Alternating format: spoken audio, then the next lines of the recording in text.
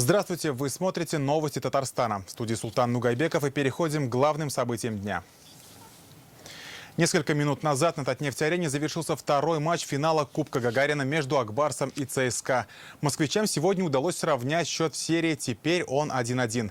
Сейчас игры переходят в Москву. Будем болеть за наших 21 и 23 апреля. За ходом игры весь вечер следил Рамиль Галиуллин. Он сейчас с нами на прямой связи. Рамиль, как болельщики помогали команде и что желают хоккеистам на выездных матчах? Приветствую, Султан, приветствую, уважаемые телезрители. Да, действительно, игра между Акбарсом и ЦСКА завершилась всего несколько минут назад. И, как видим, болельщики уже успели покинуть свои места. Ну и ни для кого не секрет, что после триумфальной победы в понедельник многие рассчитывали на повторение результата, однако порадовать родную публику сегодня у команды не получилось. ЦСКА сравнивает счет в серии. За 7 минут до конца первого периода армейцы усилиями Владислава Каменева открыли счет. Под занавес второго периода ЦСКА упрочил лидерство. В третьем периоде Акбарс пошел вперед, болельщики гнали свою команду, однако забить так и не получилось. Вместо этого точку в матче поставил Михаил Григоренко. Как итог, 3-0 в пользу ЦСКА. И теперь серия переезжает в Москву. И вот что казанские болельщики пожелали своей команде. Очень непросто будет. Это финал. Тут никому просто не бывает. Вот. Но тем не менее удачи. Конечно. Всегда только удачи. Всегда желаю удачи. Любимая команда вперед. Удачи, победы, успехов. И кубок будет наш. Обязательно будет наш кубок. Акбарс вперед, победа ждет.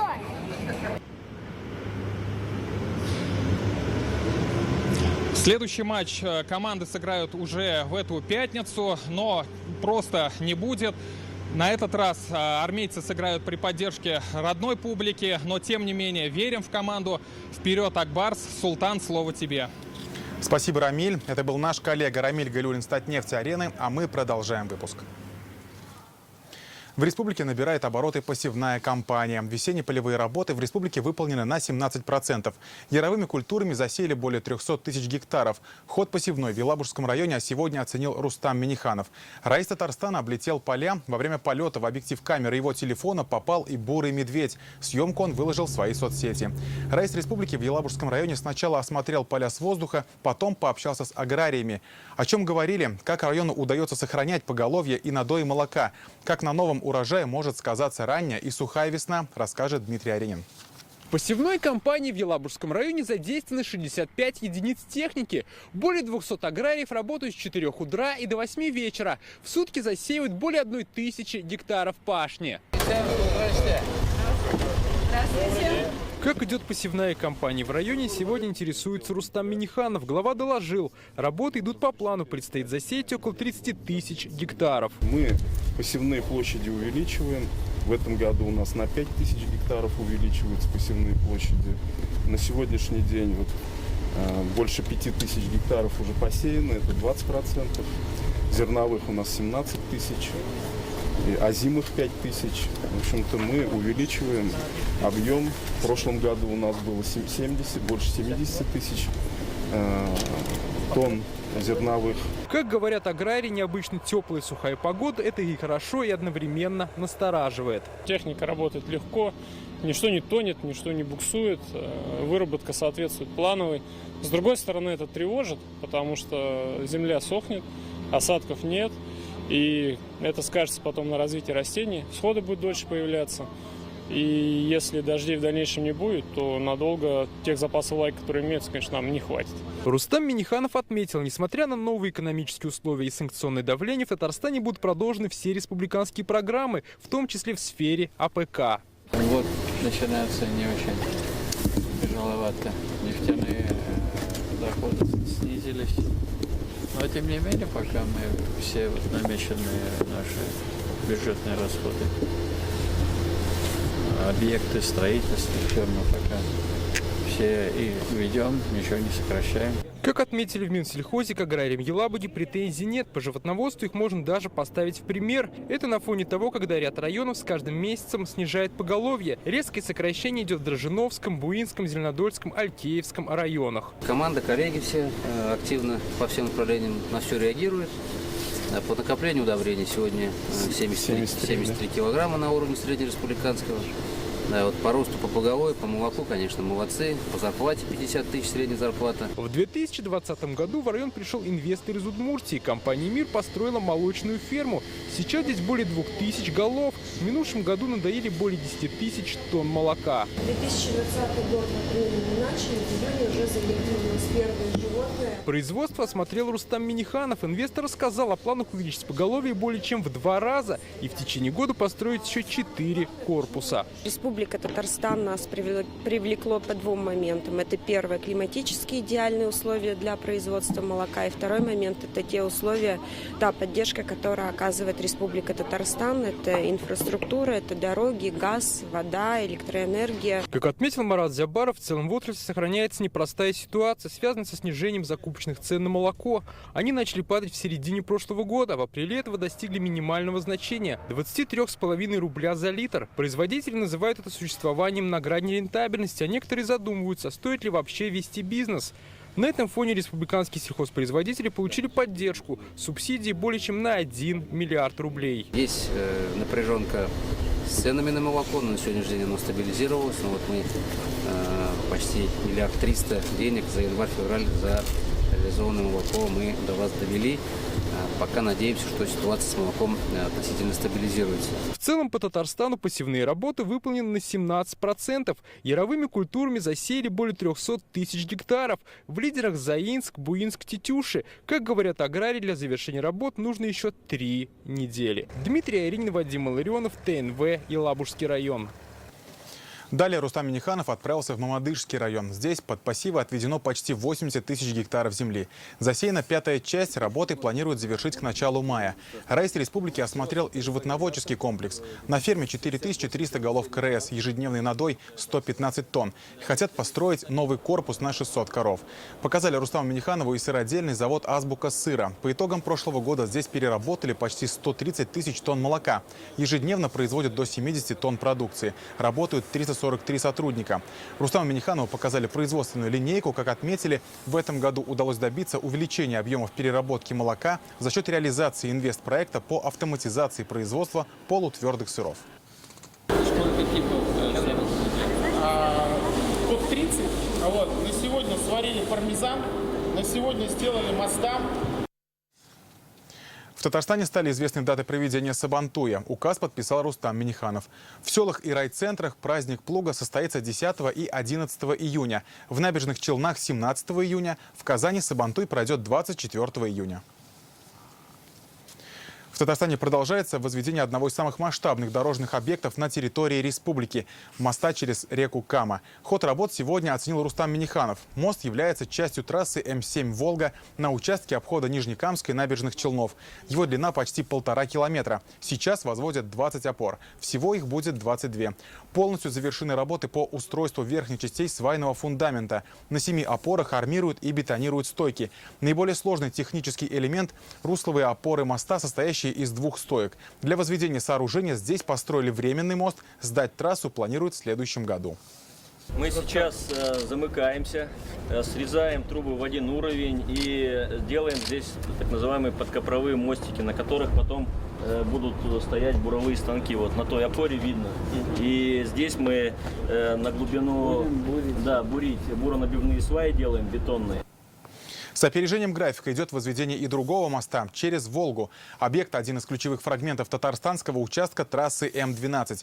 Как отметил накануне на стратегической сессии правительства страны Михаил Мишустин, прокладка скоростной автомагистрали от Москвы до Казани завершится уже в этом году. Сейчас на мосту выполняют надвижку металлоконструкций и укладку дорожно-песчаной смеси. Число жалоб на захламленные мусорные площадки в Казани за год выросло более чем в 5 раз. И это результаты мониторинга обращений жителей города в народный контроль, который сегодня озвучили на заседании рабочего штаба Госкомитета Республики по тарифам. Главные претензии к регоператору УК по ЖКХ. Жалобы не только в столице, но и в близлежащих районах, где ситуацию открыто называют саботажем. Рамиль Шайдуллин выяснял причины мусорного бездействия. Вот это пожар произошел 11 числа ночью. А вы живете здесь недалеко? Да, вот тут недалеко. Уже несколько недель не может спать по ночам Фаузия Минулина. Боится, что снова случится пожар. На днях здесь, на улице Кулагина, горел мусор, огонь чуть не перекинулся на дома. Местные предполагают, его подожгли те же, кто свозит сюда отходы. Поэтому несколько дней назад соорудили баррикады. Втроем кое-как оттуда таскали. Чтобы никто больше сюда не мог заехать? Пока никто не заезжает. Три дня, пока, слава богу. Свалка появилась стихийно. Местные утверждают, пару месяцев назад мусор на грузовиках и газелях начали свозить неизвестные. И за такой короткий промежуток времени здесь скопились без преувеличения тонны мусора строительного, бытового, вот таких, например, покрышек, всего того, что обычно свозят на полигоны ТБО. Но это город, его историческая часть. Очень много автотранспортных средств, которые не хотят заказывать бункера, контейнеры, да, и сбрасывают мусор в близлежащие посадки, получается. Вот. В рамках санитарно двухмесячника мы это все выявляем, смотрим. Сегодня экологи выехали в рейд по незаконным свалкам Казани, и одну из них обнаружили в поселке Мирный, на месте мусорной площадки. Куча, как она растет, так и растет. Как говорят местные, в свалку это место начало превращаться в этом году после того, как здесь перестали регулярно вывозить мусор. Теперь и отходы, и пакеты, не помещаясь в контейнеры, летают вдоль улиц и посадки. Сейчас проблема, видать, у них. Говорят, что машина одна в день у них положена вывозить, и вот они не вывозят. С января вот они что-то стали мухлевать. Я говорю, давай вся улица не будем платить, говорю. А сын говорит, потом пришлют они тебе, говорит, 50 тысяч. И будешь платить? А сколько платите в месяц? 1000 рублей. Вот я с ребятами разговаривал, тут соседи. Я не знаю, это откуда такая информация, что перешло это в руки московской какой-то компании. С этим, мол, связано. Это для нас из ряда вон это. Из ряда вон мы такого никогда не видели. Эту площадку, как и другие казанские, обслуживает регоператор УК по ЖКХ. При наличии доказательств, которые подтверждают факт несвоевременного вывоза такого нарушения графика, ответственность лежит на региональном операторе.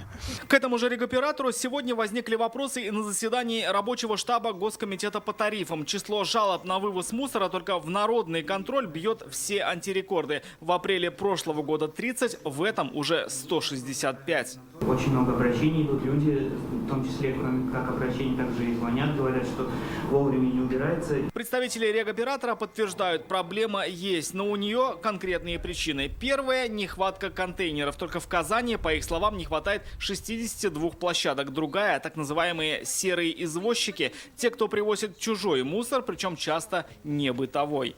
Пока, да, нету никакой вот административной, грубо говоря, ответственности и заинтересованности органов, да, по наказанию таких там серых возчиков, да. К сожалению, это либо дежурить, либо возить там чаще, да, площадки, стараться там не допускать навалов. Что мы сейчас как бы сделали? Мы перестроили графики по всем проблемным площадкам, то есть они возятся либо 2, либо 3 раза в день. Однако в районах, также закрепленных за регоператором, считают иначе. На видеосвязи представители пестрецов. По их словам, из 5 контейнеров на конкретной площадке УК по ЖКХ вывозит мусор только из 2. В итоге сами пестрецы и граничащие с Казанью куйки превращаются в одну большую мусорку. Происходящее считают в районе откровенный саботаж. Регоператор даже не выходит с ними на связь. До сих пор на наши обращения, приглашение к какому-то диалогу, они нас просто игнорируют. Как заявили в Госкомитете по тарифам, смущает и тот факт, что объемы вывозимого мусора, о которых сообщает регоператор, не совпадают с объемами ввозимого на полигон. По факту намного меньше. Куда девается мусор и за какой объем платят жители? Пока вопросов больше, чем ответов. И, похоже, заинтересоваться проблемой могут и другие ведомства. Вы формируете сами негатив к себе, устраняйте уже, как бы, это, сколько мы можем, мы одно и то же обсуждаем. одно и то же из раза в раз. Регоператору УК ПЖКХ на заседании дали месяц, чтобы устранить недостатки и предоставить фото и видео доказательства проделанной ими работы. Рамиль Шайдуллин, Игорь Романов, Александр Саитова, ТНВ, Казань. В Татарстане продолжается голосование по улучшению качества городской среды. Каждый житель республики может выбрать дворы, парки, скверы и набережные, которые будут благоустроены уже в следующем году. В перечне 267 общественных пространств. Сделать свой выбор можно на портале городсреда.tatar.ru, а также на сайте услуги РТ или через его мобильное приложение на смартфоне. Здесь же есть возможность выбора 200 дворов, которые будут обновлены в приоритетном порядке по программе «Наш двор» в 2024 году. Голосование завершится в конце мая. Сегодня в Казани наградили победителей республиканского конкурса «Лучшее территориальное общественное самоуправление». ТОС – это самоорганизация граждан по месту жительства, которая позволяет самостоятельно решать целый ряд вопросов. 120 призерам вице-премьер Мидхат Шагиахметов вручил гранты на сумму от 160 тысяч до 1 миллиона рублей. Деньги пойдут на благоустройство территорий, установку камер видеонаблюдения и организацию праздничных мероприятий. Сейчас в Татарстане 459 ТОС в 28 районах, а также в Казани и Набережных Челнах. Конечно, эти гранты очень стимулируют, и в том числе и вот участие в этих конкурсах, потому что все это идет на благоустройство. Средства гранта у нас идут на мечты наших жителей. Сколько лет существовал наш поселок, и у нас ни разу не было детской площадки. Это была огромная наша мечта.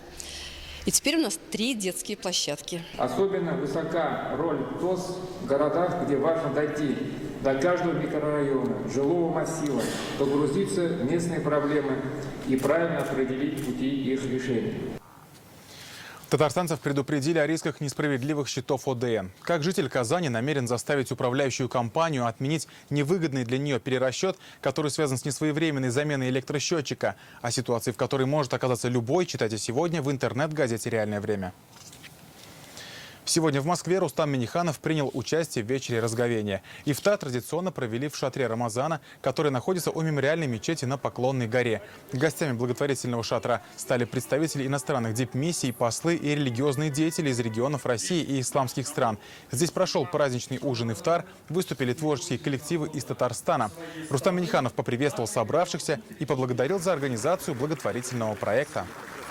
Сегодня для нас большая честь находиться в нашей столице. Благодаря шатру Рамадана мы 13-й раз, а вообще здесь 17-й раз уже такие шатры организовываются. Всем огромные слова благодарности за организацию такого ифтара. И, конечно же, самые главные слова благодарности всем нашим гостям сегодняшнего ифтара, которые вместе с нами этот священный месяц для наших мусульман находится здесь. Сегодня в Татарстане началось досрочное голосование по референдуму в Узбекистане, где сейчас вносят изменения в Конституцию. Граждане, которые находятся за пределами родной страны, также могут отдать свой голос. В Татарстане проживают почти 15 тысяч узбеков. Для них организованы выездные участки в местах обучения и работы. Они открыты до 26 апреля. Сам референдум назначен на 30 апреля. В этот день откроется участок в Генеральном консульстве Узбекистана в Казани. Сегодня в Казани после ремонта открыли Центр занятости населения по Московскому и Кировскому районам. Здесь все услуги перевели в цифру. Теперь казанцы, вне зависимости от прописки и места жительства, могут обратиться в любой из центров. Их данные будут внесены в единую базу, которая станет доступной для работодателей. Сейчас в Казани 4 таких центра. Здесь также доступны и новые сервисы. Это помощь в составлении резюме в электронной форме, возможность регистрации в качестве самозанятого и другие. Все новшества ввели по национальному проекту «Демография». Сейчас по такому же принципу модернизированы центры занятости в Набережных Челнах, Альметьевске и Кукмарском районе. Сразу сажать за компьютер. Хорошо, светло, чисто, интернет быстрый, детский уголок он есть. Хочу на водителя пойти, работать. И подумываю переобучиться на водителя-помещика. Мне очень понравился центр, очень уютный, комфортный, все условия для инвалидов есть. До модернизации работа службы занятости строилась прежде всего на фиксации безработных, но постепенно мы с вами переходим в электронный, в цифровой формат, и это удобно. Удобно работодателю. Не нужно кадровой службе приезжать в центр занятости, выставлять на листочке свои вакансии, вакансии, приносить эту пачку вакансий, затем здесь это опять-таки вносить в компьютер. Количество предложений на рынке труда самое разнообразное. Желающим найти работу, рабочее место, достойную заработную плату достаточно большая палитра предложений. Мобилизованные из Лениногорска сейчас находятся в краткосрочном отпуске. Проводят время с семьей и близкими, их приглашают на встречи в школы. Участники спецоперации для старшеклассников провели классный час, рассказали о службе на передовой, показали бронежилет и содержимое аптечки. Ученики и педагоги подготовили для земляков концертные номера и подарили сувениры. На конкретном примере наши ученики увидят, что есть настоящие герои. Что эти герои живут рядом с нами, что мужество, храбрость, любовь к родине – это качество настоящего человека. Желал бы им крепкого здоровья, чтобы поскорее бы это все закончилось. 1000 участников и 52 самых ярких выступления на одной сцене. Сегодня в Казанской пирамиде прошел гала-концерт фестиваля «Созвездие Йылдызлык». Дети и подростки со всей республики исполнили вокальные, хореографические номера. Фестиваль стал брендом республики и социальным лифтом для талантливых ребят. Он проводится уже более 20 лет при поддержке Раисы Республики. В год национальных культур и традиций в Татарстане фестиваль обрел особое звучание. Также сегодня здесь вручили республиканскую премию Мусы Джалиля за вклад в искусство и воспитание молодежи. Ее удостоены и наши коллеги, детский телеканал «Шаян ТВ». Этим коллективом мы приехали во второй раз, но в пирамиде мы впервые. Нам вот тут очень нравится, и все очень бурно, и ярко, и красиво. Но это много труда и много работы над собой. Мурашки по коже от номеров разных, и, конечно же, это энергетика, которая идет вообще от всего созвездия. Особенный фестиваль в этом году, потому что большой упор сделан на национальное, сохранение национальных наших сокровищ. И действительно, дети очень хорошо поработали. Изумительные открытия были и в танце, и в вокале, и в вокальном ансамбле, и конферансье даже отыскали такие исторические моменты. Мы работаем в первую очередь для телезрителей, ну а когда наш труд оценивается такой большой премией, это в 2 раза лучше, больше и стимул работать еще лучше. На сцене вновь зазвучат песни Ильхама Шакирова, Альфии Авзаловой и Хамдуны Тимиргалиевой. Такую возможность зрителям дарит Болгар Радиосы. 28 апреля в пирамиде пройдет концерт «Үткеннер Сагандыра, тоскуя о прошлом». Звезды татарской эстрады Зайнаб Ферхетдинова, Филюс Кагиров, Раис Фасихов, Зухра Шарифулина, Эльмира Калимулина, Ильсур Сафин и другие исполнят песни из репертуара легендарных певцов. Будут и сюрпризы для зрителей. Каждый желающий сможет поделиться своим воспоминанием о легендах татарской эстрады. Билеты уже в продаже. Серебро и бронзу завоевали гонщики КамАЗ-мастер в заезде «Золото Кагана». С 14 по 18 апреля гонка проходила по 4 районам Астраханской области. Это более 1000 километров по степям и пескам. Абсолютным победителем стал белорус Сергей Везович на МАЗе. На 2-м и 3-м месте экипажи камазовцев Андрея Каргинова и Айрата Мардеева. Сергей Куприянов финишировал 7-м. В эти выходные возобновится чемпионат России в классическом регби. Сегодня игроки и руководство казанского клуба «Стрела» рассказали об итогах сезона в чемпионате по регби-7, где команда впервые взяла серебро. К новым состязаниям подходят уверенно, провели сборы в Южной Африке. Состав клуба пополнил новый легионер из ЮАР Морне Юбер. Как говорят тренеры, переключиться с регби-7 на регби-15 гораздо проще, чем наоборот. Ближайший матч в эту субботу в Москве со столичной командой «Слава», а первая домашняя игра 7 мая с красноярским Енисеем СТМ, чемпионом последних 6 лет. Это первое серебро по олимпийской дисциплине в Татарстане в истории клуба. И поэтому сложно дать или переоценить эту победу. Это очень важно для нас. В нашей республике других задач не стоит, кроме самых максимальных. Но в то же время надо быть очень аккуратным со словами и не обещать лишнего, что не можем выполнить. Смотрим позитивно. Состав у нас хороший, сыгранный. Провели благодаря поддержке, республиканской поддержке, провели очень хорошие плодотворные сборы. И смотрим с оптимизмом к возобновлению. Идем на 2-м месте. На этом наш выпуск завершен. О погоде на завтра сейчас расскажет моя коллега Гульназ Гизатуллина. Передаю ей слово. Всего доброго.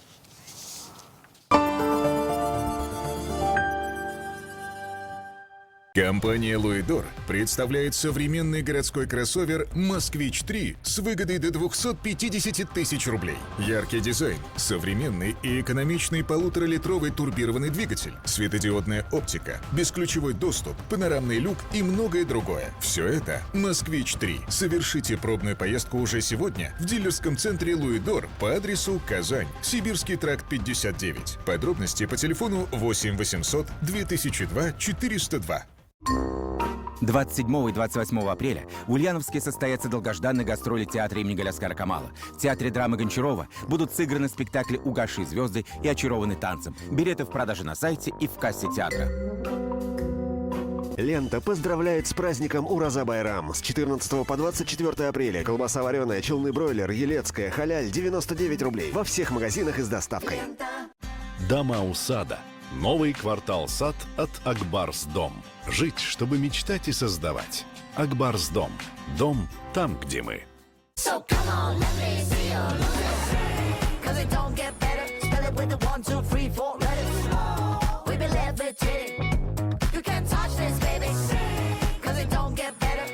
Лада Гранта с выгодой до 80 тысяч рублей по программе утилизации или трейд-ин. Продсклад «Победа». Персики консервированные 159,90. Блинчики по-домашнему с мясом 149,90 за килограмм. Все нужное по низким ценам. Я люблю этот город, здесь я счастлив и молод. Я в Казани, и все хорошо.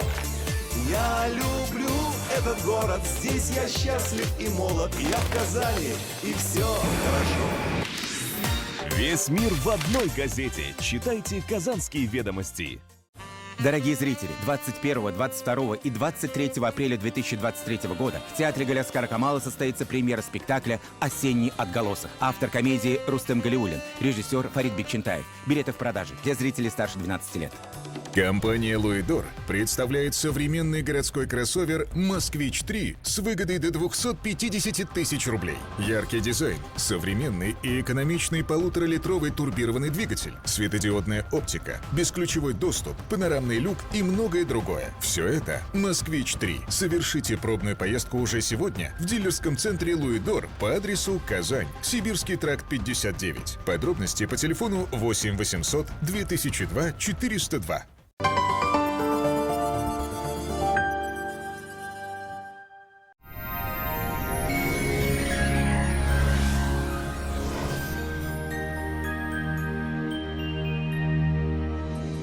Здравствуйте! В студии Гульназ Гиззатуллина. В республике установилась комфортная теплая погода. В предстоящие сутки существенных изменений не ожидается.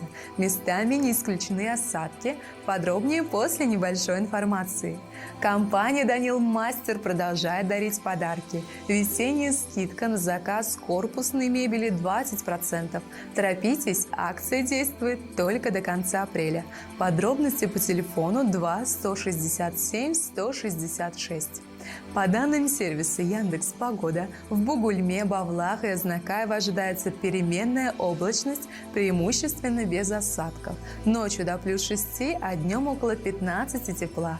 Малооблачно в Набережных Челнах, Нижнекамске и Лабуге. Ночью ожидается около 5 тепла, а днем до 14 градусов выше 0. В Агрызе, Менделеевске, Актаныши облачность переменная. В ночные часы местами возможны небольшие дожди. Ожидается около 4 тепла, днем около 13 градусов тепла. В Арске, Кукмаре, Балтаси малооблачно, преимущественно без осадков. Ночью около 3 тепла, днем до +15. В Болгаре, Дрожжином, Буинске не исключены небольшие дожди. В ночные часы около 5 градусов тепла, а в дневные до 14 градусов выше 0. Небольшая облачность прогнозируется в Альметьевске, Чистополе, Мамадыше.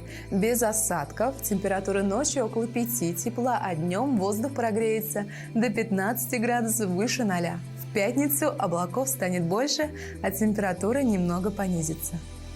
Банк Аверс оказывает весь спектр банковских услуг для частных лиц и корпоративных клиентов. Для бизнеса банк предлагает услуги по расчетно-кассовому обслуживанию, кредитованию, банковские гарантии и продукты с возможностью эффективно размещать свободные денежные средства.